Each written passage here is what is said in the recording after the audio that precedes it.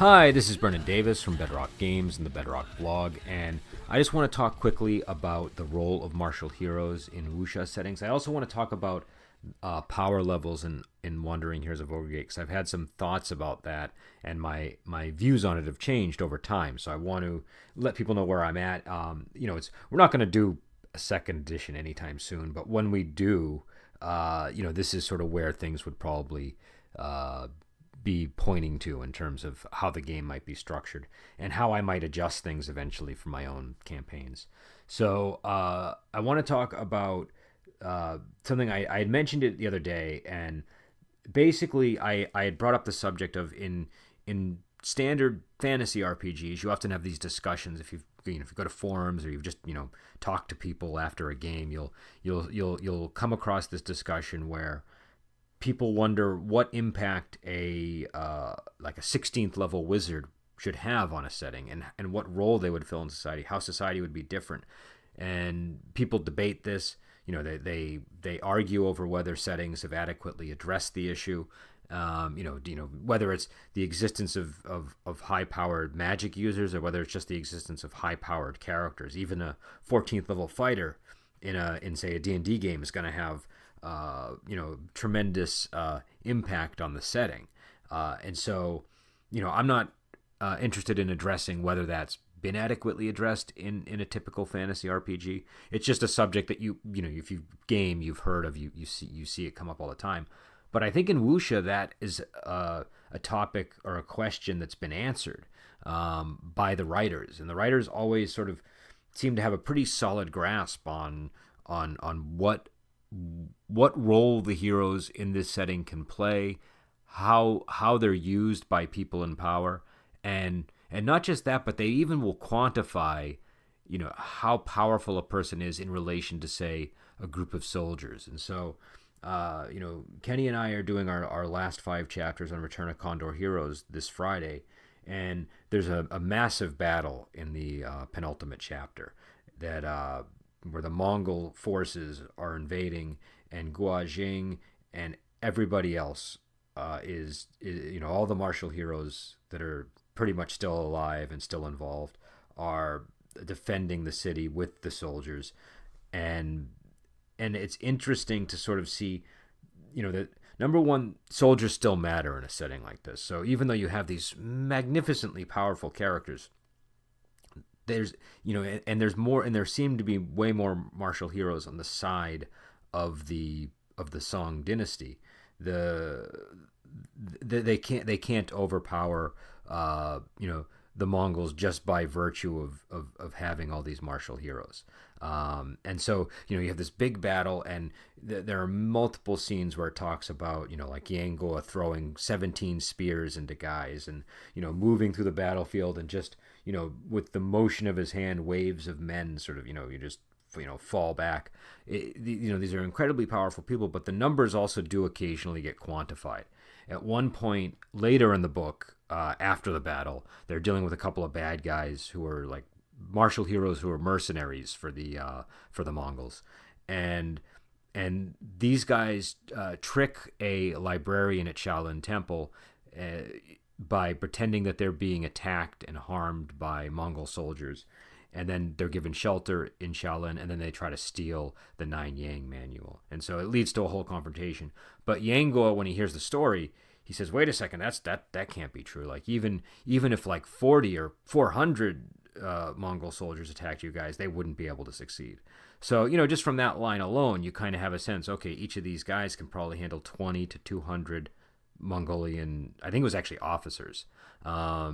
So it's kind of quantified in that way, which I think is handy if you're trying to manage a campaign and you want to get a sense of what a character like Yango would be in the game that you're using. You can more easily try to fit it to the system that you're playing in. But also just the idea that they have these roles in the society, that there's a and again, keep in mind, this is the novel is set in history, but it's done in such a way that the history makes room to adjust for the existence of these martial heroes. And so it's one of the things that really does make the genre work. And again, every writer will kind of handle it differently. If you read a Gulong novel, things are quite a bit different at times. But if you read a Louis Cha novel, especially the Condor Heroes trilogy, there's a very sort of concrete world with where you have a very clear sense of where the martial heroes fit in, and I feel like there have been adjustments made to the setting for to accommodate their existence, and so it's a really good blueprint to use if you're trying to run a Wuxia campaign and you want to get a sense of what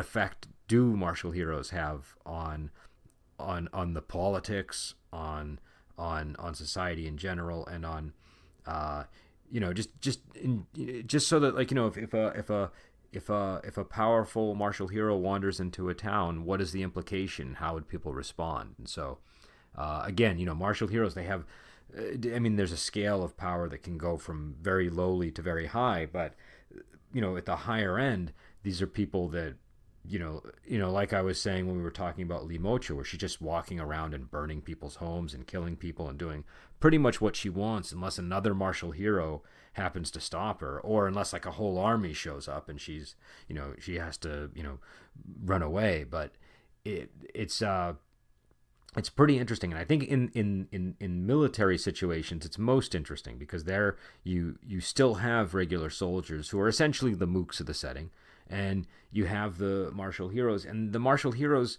they function, number one, as heroic leaders. Like just the fact that you have a character like Guo Jing on scene at a battle is a huge boost for morale. But number two, you have they function like tanks. They're and again, it can obviously vary depending on the specific nature of the martial hero. There's a great scene where the Eastern Heretic uses his formation knowledge and his knowledge of the five elements for this really interesting strategy and tactic that is difficult to describe, but very enormously cinematic when you visualize it as you're reading it.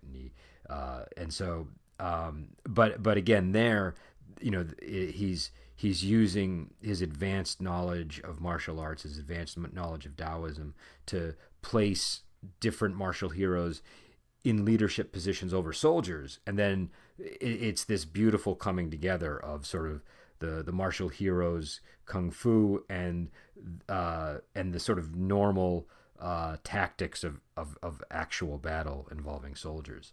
But again, it's just I think it's it's one of these things where in Wuxia the question has been answered for you, and when you make your setting, it's fairly easy to structure it around some of those answers. And again, they're different depending on the books, but I think it's one of the things that I just find it makes it very easy for me to sort of manage all the different character roles and all of the responses by the government officials and things like that. And so over time, the longer you play, obviously system is going to be important here. If you're, depending on what system you're using, whatever system that is, you're going to have to get a sense of what the different power levels mean. And that kind of brings me into my next topic, because I've been playing Ogre Gate now for a very long time, and we released it in 2016, and it's still amazing to me that we're now getting into 2018, and it's almost 2 years that it's been released. But that's given me a lot of time to to sort of reevaluate some things in it. And one of the things that has occurred to me is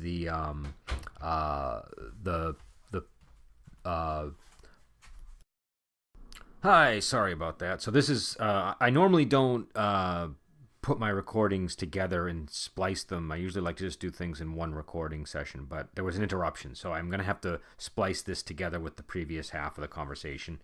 And so what I was trying to say was that I think that my views have changed on power levels in Wandering Heroes of Ogre Gate. I used to see 6 as like a really distinct cutoff point where you just wouldn't have characters that are 7 or 8 roaming around the Jianghu. Um, and as I've played the game longer and longer, I realize there's plenty of space for characters that are 7, 8, 9, even rank 10 in the Zhanghu. I think once you get up to 10, that's when you really start to, you know, that's when the characters would start sort of retreating more. But at Chi rank 7 or 8, you're still sort of in this initial profound master phase. And so I was really thinking about it, especially because the reason I called these characters profound masters in the first place was the translation of Return of Condor Heroes that I had read was had described Reverend Jin Lun's kung fu as reaching a profound stage, and the word profound kept coming up in the translation. It also kept coming up in one of the television series versions of it that I was a fan of. So that stuck in my head, and that's where I that was sort of my benchmark for what that level would mean. But then I started to realize as I was reading the story again for the podcast, I was sort of analyzing the character power levels and just I don't know, just trying to imagine Jin Lun as a Chi rank 7 character, and I realized he's probably more like anywhere between 8 and 10. Like that's really where his power level is, and he's still part of this world. And I think the greats in the setting, again, if I did it again, I'd have the greats be more at the 7 or 8 power level, I think. And so that's just a thing that I just over time learned from the campaign. Now the way that because it's sort of like once you establish something, you sort of are locked into that. Like I've established the Banyan region, and Lady Plumblossom is called out, I think, as the most powerful character in that area, and one of the most powerful martial heroes in general. And so I realized, well, I don't have a lot of room to expand there. So with Ogre Gate Inn, what you saw was I started adding in more Chi rank 7 and 8 characters, and my justification in my campaign setting is the closer you get to the Empire, the martial heroes that exist there, because the Empire is corrupt and run by an evil emperor who tries to turn any martial heroes he can find into these Yao, which are people who have had their heart cut out under a grotesque ritual. And so the closer you are to the heart of the Empire, you're either a Yao or you're really smart and clever and keep a low profile. Like maybe you're, really, like you're a character who occupies a gray zone where you're a martial hero, but you're like a leader of a smuggling organization or something, and you Chi rank 3 or 4, and you're useful to the Emperor as just as that kind of a person. So characters like that might remain. Characters that are in hiding and are really smart might remain. So you might have a Chi rank 5 character who just knows how to kind of play things and doesn't have to flee to the Banyan or something. But the characters who can just kind of roam and generally not be as afraid are the characters who are Chi rank 7 or higher. So I think that having characters like that present is something that's totally viable the closer you get to the Empire. And so that's what I've done. I've also, when we get to War of Swarming Beggars, you'll see there's a whole city of really powerful martial heroes, a whole city of them, and they can exist there because it's a city that's dominated by these powerful martial heroes, and there's something special about the city that sort of almost requires that that there be martial heroes there. But yeah, so I've just had some different thoughts and ideas about this, and I've adjusted the way I do things.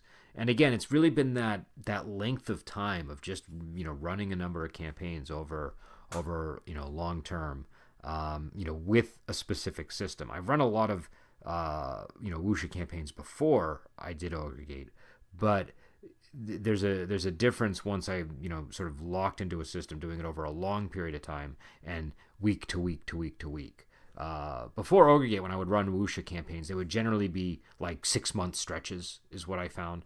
That was sort of my ideal with those kinds of campaigns. And when I got into Ogre Gate, one of my goals was to make it last longer. I wanted a longer term sort of, I wanted to be able to do like a 1, 2, 3, 4-year campaign without having to worry. And so far, I have campaigns now that have been let's see, what's our longest ongoing campaign right now is, I think the Disposable Disciples is the longest week to week campaign. That's at like session 82 or 83, I think. So that's getting in on, 2 years. And that itself is actually a continuation of an earlier campaign that was about a year long, I think. So, uh, so there's, and that game group goes back to before Ogre Gate came out. And I also have my Saturday group, which also goes back to before Ogre Gate came out, but that's bi-weekly, so it's technically half the amount of game time.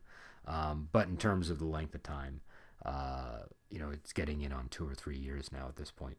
So I just, and again, to me that was just very important, and so I'm glad that I've been that I've now had a chance to really sort of examine this over this length of time, and I think that it's given me ways to sort of approach the setting that are that account for these Chi rank 7, Chi rank 8 characters. And so what I've been doing is I've just been I've basically had those kinds of characters sort of filling the role of, like, if the characters bump into somebody who's like Yangua at his peak, that's like a Chi rank 8 character in the setting.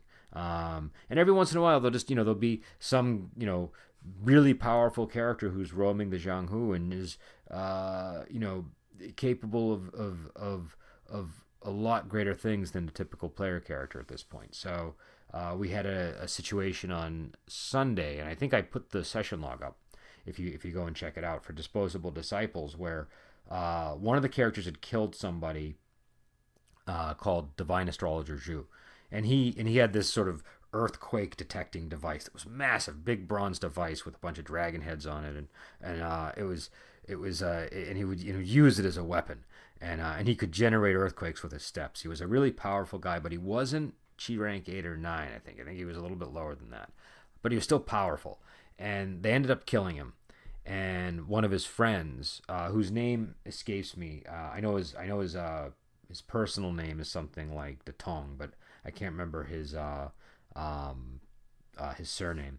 But he's a really powerful character, and he came to the residence of one of the PCs, and the PC had a very powerful asset, a woman named Hua Yin, she's more than a normal woman, but she's spirited, but she's been very, very useful. And this guy immediately, as things started going to hell and the discussion fell to combat, he pulled out a bowl and just sucked her into it. Which, again, in the game, that's even a character that's a really skilled demon hunter is going to have trouble doing something like that.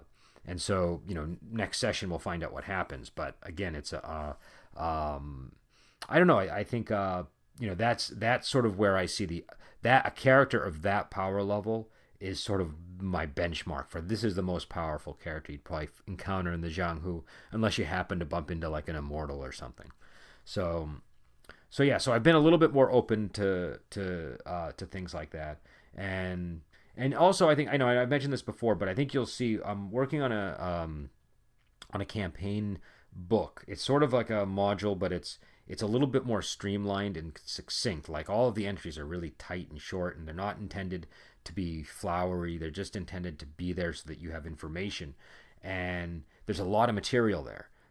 And I've been incorporating, initially it was going to be very Gulong inspired, but then as I was getting back into Return of Condor Heroes, it got a lot more Louis Cha. And that worked out really well because I originally, what I wanted for this module was I wanted to scrub out all the supernatural elements, and something about the way Louis Cha approaches supernatural in Wuxia works. It's sort of like on the cusp of what would be acceptable, and so I decided to kind of take a lesson from that. So you have stuff like the Divine Eagle, this giant eagle that is intelligent and trains Yangua in a style of martial arts. It's almost like a mythical animal. But it's still it's still on the cusp. Like the way it's described, it could, you could still sort of believe that there's this, there's just this really big eagle that happens to be somewhere in the mountains. And maybe we don't have them anymore, but this was the last of, of a species of eagle or something, or just a very special eagle. But it's never clearly laid out exactly what it is. And so I've taken that sort of approach. And obviously the Yao are present because it's in the Empire. But yeah, so I know I was just rambling a bit, but those are some of my thoughts on that subject. I'm gonna post a more coherent blog post, and this will accompany it. And also, we're gonna be doing a mass release of the Legend of Ogre Gate books. Deathblade is written the final chapters. He's gonna do a mass release. Then we're gonna do some interesting things with them in the future, which I'll get into once I've sort of conferred with him and found out more specifics. But go and check that out at Wuxia World. It's the complete backstory for Wandering Heroes of Ogre Gate. It gives you the sort of the original story of Sunan and Bao, and I found it tremendously useful in my own campaign. So I would encourage people to go check that out. And this Friday, we're going to be doing 14 Amazons. It's available on Prime. We're trying to do some of our stuff that's available on Prime so people can go there and watch it, because we know a lot of people have that, but also things that aren't on Prime. So when they're not on Prime, I'll tell you. Hopefully they're movies that you would have access to, but if not, you can at least listen to the podcast and get a sense of what the movie's about, and then from there decide if you want to see it. 14 Amazons is one I would strongly recommend checking out. I'll talk about it more on Friday, but it's a really interesting film, and it's about the women of the Yang family who sort of get up and go to war when the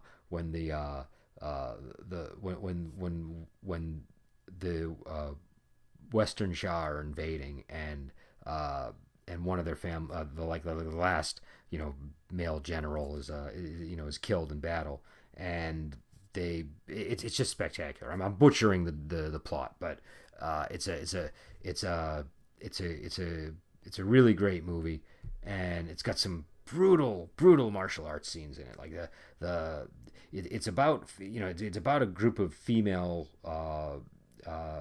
heroes who go to sort of get revenge for their the fallen Yang, and also to drive back the Western Shah. And one of the things I like about it, and again I'll get into this on Friday, is I feel like it's more even-handed when you have if you're gonna have strong female characters like that, showing that they're also just as capable of taking the punishment as they are as dishing out the damage. That's the part about this movie that's striking. It's very unflinching in that respect, but I think it is effective.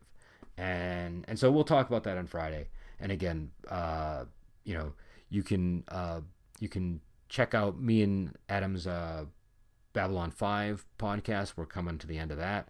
And you can also check out me and Kenny's final Return of Condor Heroes discussion on Friday as well. So, all right, I will let you go, and I will talk to you later.